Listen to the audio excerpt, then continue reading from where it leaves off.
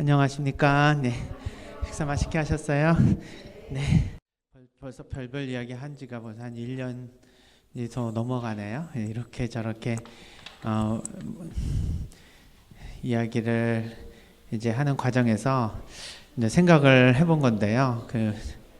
짧게 그냥 뭐 이렇게 이야기 나누는 것도 좋지만 이제 다른 분들 이렇게 보는 앞에서 개인적인 상담도 했으면 좋겠다 하시는 분들도 계셔가지고 그것도 좋습니다. 그냥 오셔서 상담하실 수 있으면 같이 뭐 다른 분들 다 보는 앞에서도 얘기할 수 있다고 하시면 같이 그 얘기로 나눌 수가 있을 것 같아요.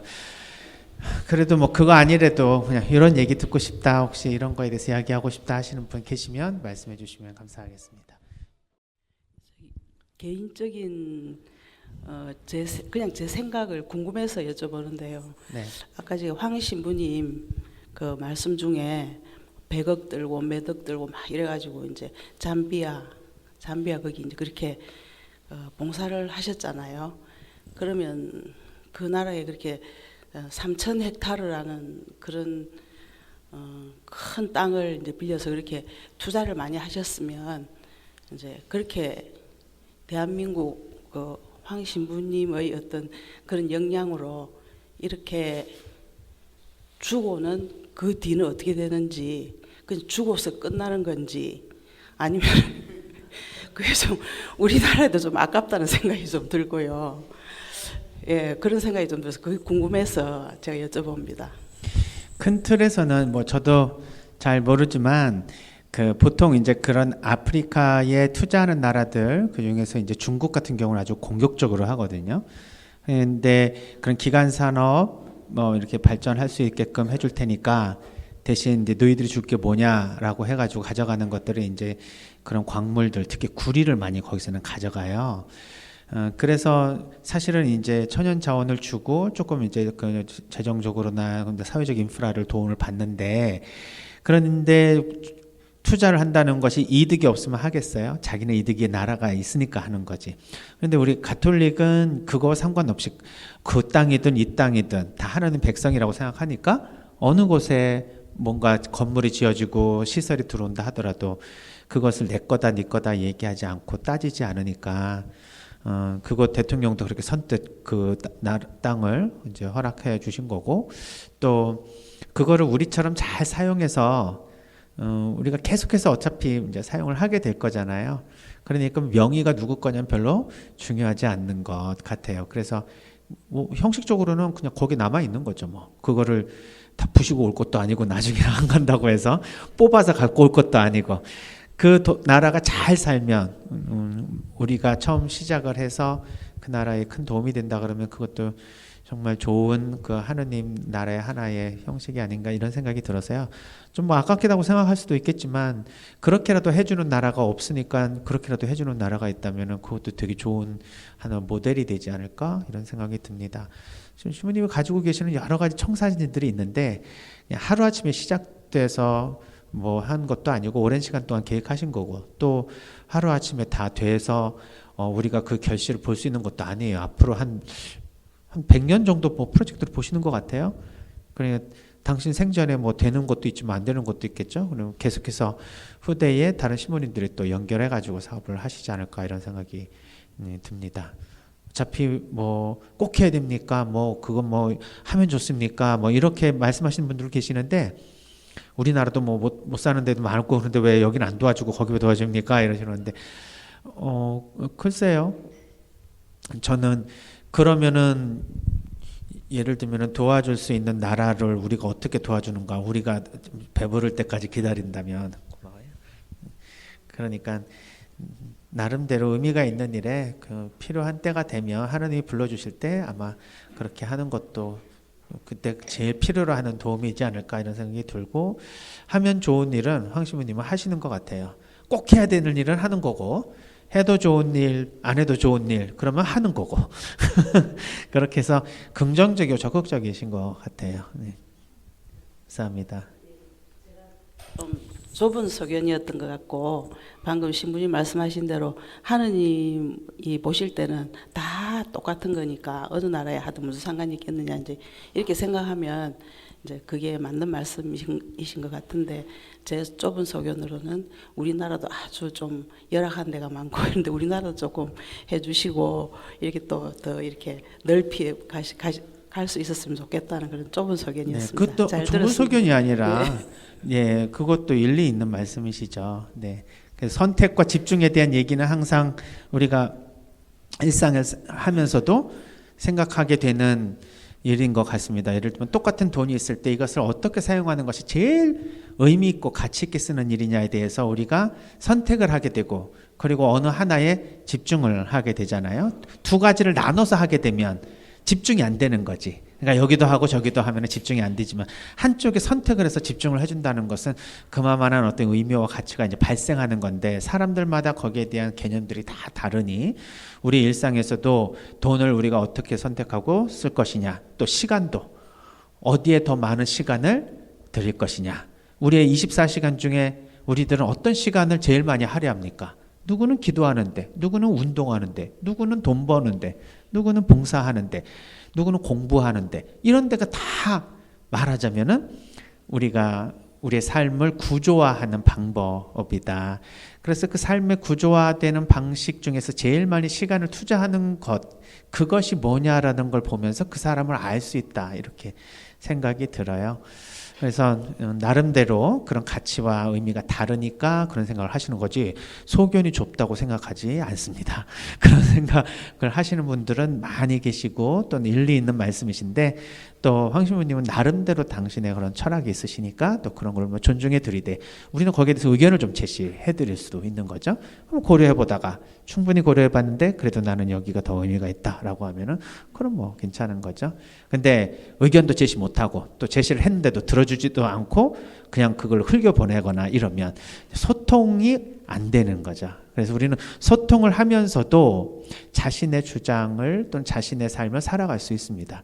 우리는 소통을 하면 마치 누구에게 설득당하는 것처럼 또는 내가 하고 싶지 않은 걸 뭐 해야만 되는 것처럼 생각을 해서 아예 귀를 닫고 눈을 감는 수들이 있는데 그럴 필요가 뭐 있습니까? 충분히 상대방의 의견을 귀 기울여 듣고 그것을 고려하고 정말 그것이 더 내가 생각하지 못했던 거라면 받아들이는 거죠. 그런데 그것을 통해서 내가 도움은 되고 또 받아들일 수 있는 의견이지만 그래도 내가 더 가치 있게 생각하고 의미 있게 생각하는 일들은 분명히 있으니까 그럴 때는 그걸 고려한 상태에서 내 선택을 하게 된다.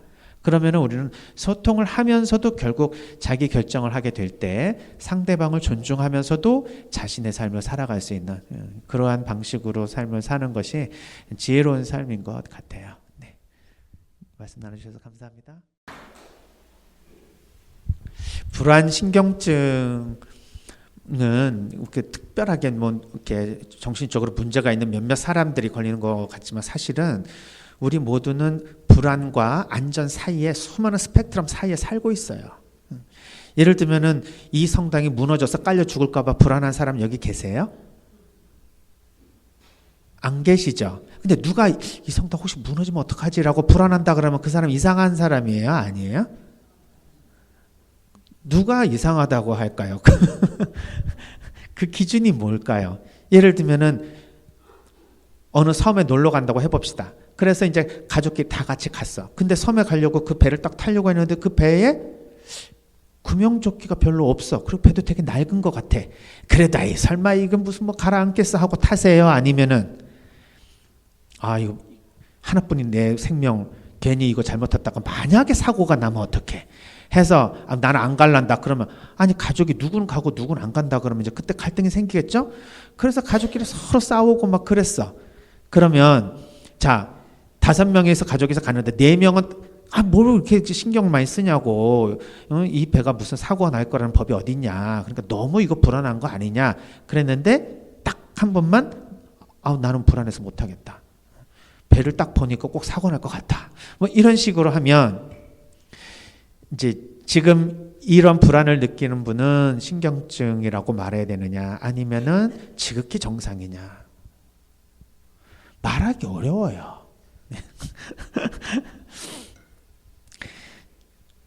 그래서 이제 어디까지가 임상적으로 문제가 있고 어디까지가 아니냐라는 기준을 나름대로 이제 임상 심리학에서는 나름대로 불안증에 대한 기준을 갖고는 있습니다. 근데 이제 제일 중요한 것은 그걸로 인해서 내가 일상을 사는데 방해가 되느냐 안 되느냐 이제 이런 걸 가지고 크게 보기는 해요. 그게 너무 자기 삶을 방해하면 조금 불안을 극복할 수 있는 방식으로 삶을 이제 조정할 필요가 있고요. 그러나 그것이 자기 삶에 좀 조심스럽고 좀 불편하게 살게 만들지만 내 삶에 크게 방해가 되지는 않는다. 그러니까 다른 사람보다 조금 더 신경을 쓰고 피곤하지만 그래도 삶은 잘 산다라고 하면은 굳이 뭐 그걸 신경증이다 하면서 약을 먹을 그럴 필요는 없는 거죠. 그런데 어느 면에서 보면 우리는 안전 불감증에 빠져 있다는 얘기는 들어보셨잖아요. 우리 한국은 안전 불감증이다. 사고가 나야 그런가 보다 하고 대책을 강구하지. 사고 나기 전에 그 사고를 예견하면서 그걸 미리 준비하느냐 하는 거예요.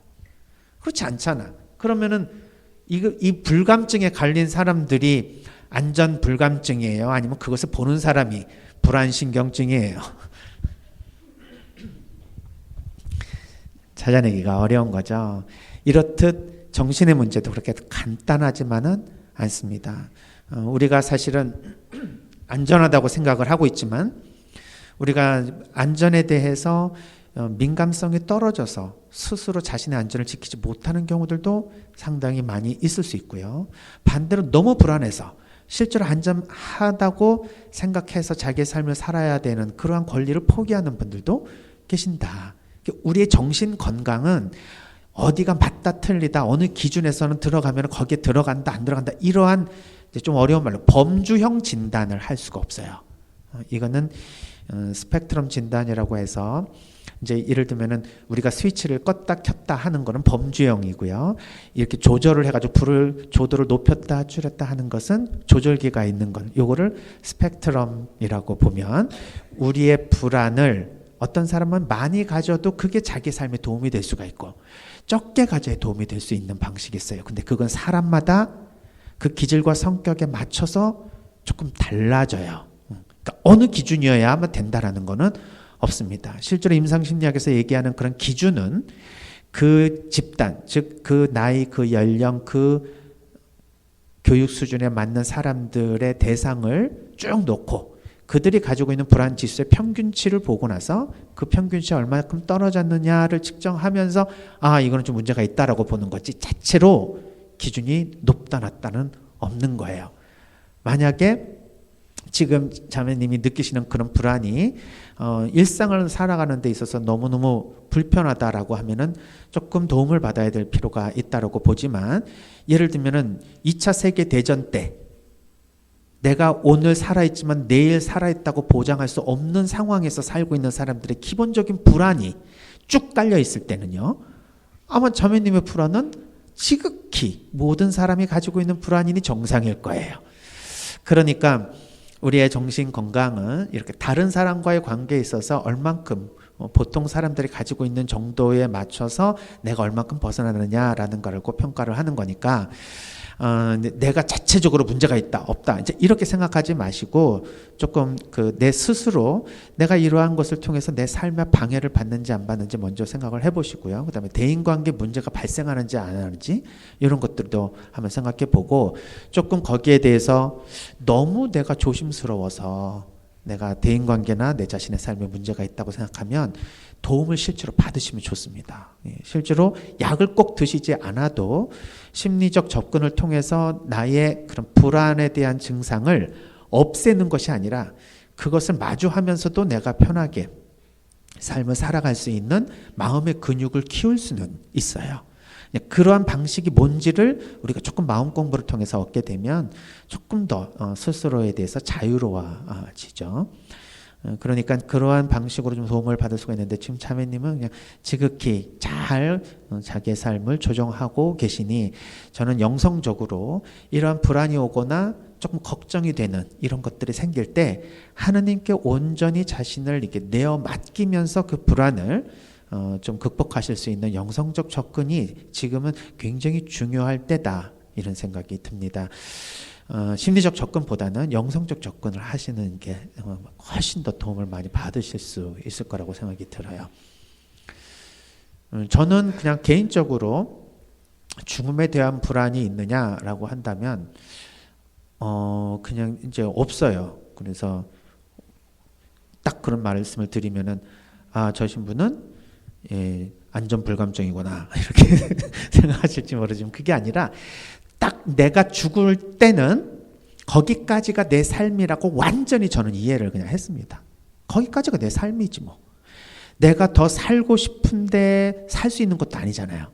또 내가 만약에 어디 가가지고 그런 사고를 당했어. 그러면 그 사고를 당하지 않았으면 내가 더 오래 살았을 텐데 하고 내 삶에 대해서 자꾸 전제를 깔아요. 만약에 뭐뭐였다라면 이런 것을 그 사건에다가 대입을 시키면은 우리는 후회가 됩니다.